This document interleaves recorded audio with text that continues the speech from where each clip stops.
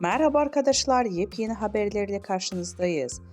Birsen Altıntaş dava sürpriziyle gündem oldu. Elçin Sango'ya cevabı gecikmedi. Birsen Altıntaş ile Elçin Sango arasında gelirim. Dizi sektöründe yaşanan tekelleşme iddiaları hakkında yaptığı açıklamalarıyla gündeme gelen Birsen Altıntaş, Elçin Sango'ya dava açtı.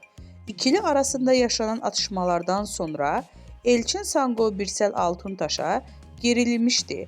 Elçin Sango Birsel Altıntaş'a sürpriz yapacağını söyleyerek kavganın fitilini ateşlemişti. Daha sonra belgelerle konuşan Elçin Sango, bu durum üzerine iki sürpriz daha yaptı.